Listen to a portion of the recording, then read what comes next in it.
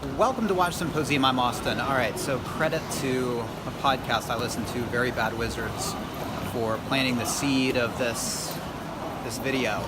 Are you guys familiar with the philosophical concept of absurdity? Well, I studied it a little bit in college. I could really never get my head around it. I think I was too young at the time. I don't think my brain had finished developing. They say the brain finishes around age 25, and yeah, I think in my college years I really wasn't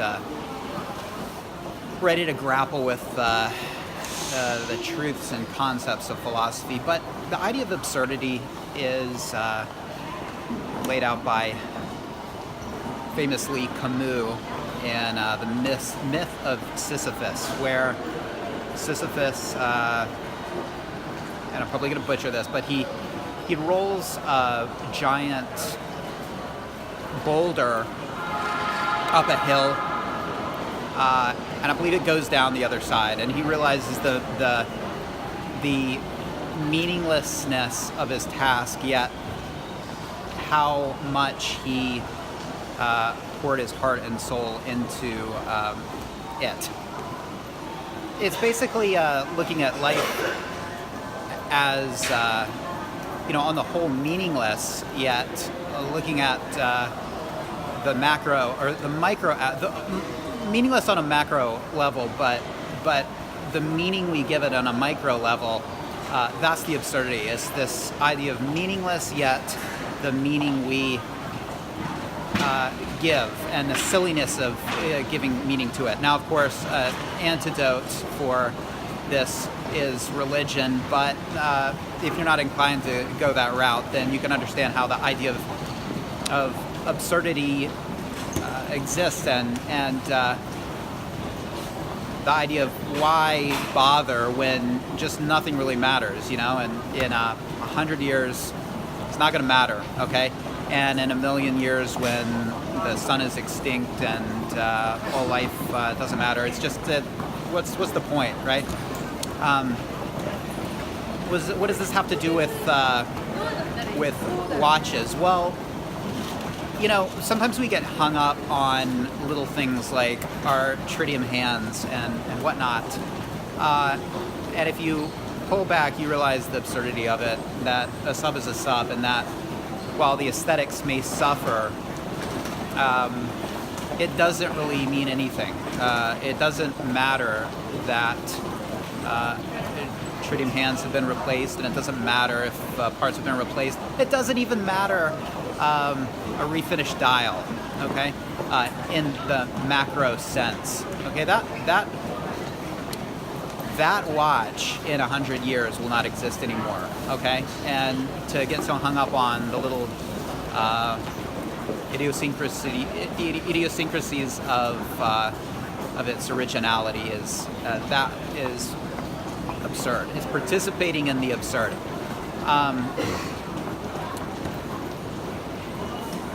I think sometimes you look at watches and watch collecting and this whole thing, and you step back, and the absurdity is unreal.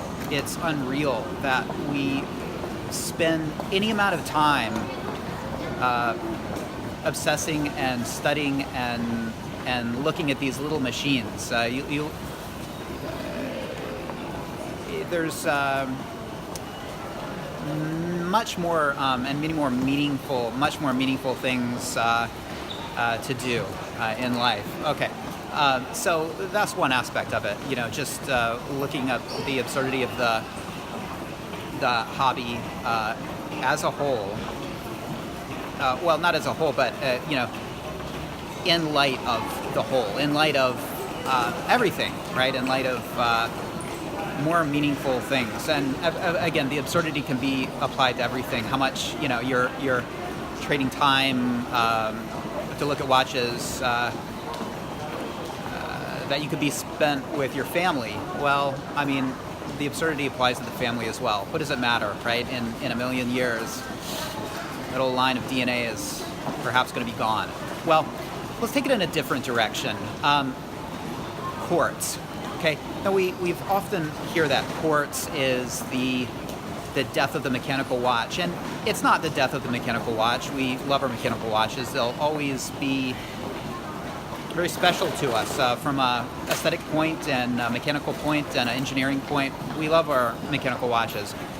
But what Quartz really did was it highlighted the absurdity of the mechanical watch, the obsoleteness of the mechanical watch, and it's the existence of all of these cheap quartz watches that are $1 yet more accurate than my Rolex that brings home the absurdity of collecting mechanical watches and obsessing over them. If it wasn't for the quartz watch, with the obsession with collecting and mechanical watches and so forth, it would still be absurd in the philosophical sense. Yes, absolutely, but it would be at least justified on a practical level. And it wouldn't be absurd in that sense. A Rolex would be a Rolex and worth the money because it would get you through the day better than any other timepiece out there. Quartz destroyed that. Quartz made the hobby of collecting watches, mechanical watches, and becoming fascinated over them. It highlights the absurdity of our hobby.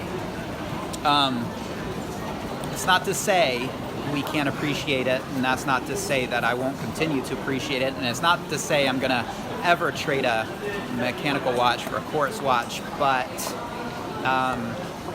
the quartz, it did make our watches obsolete, but it made our hobby a little more philosophically hard to justify. Food for thought, hopefully. That said, I saw a fantastic Seamaster on the train today. I tried to get some footage of it. Footage is probably small, forgive me, but it's kind of weird taking video of somebody else's watch. Anyway, take care. See you next time. Bye-bye.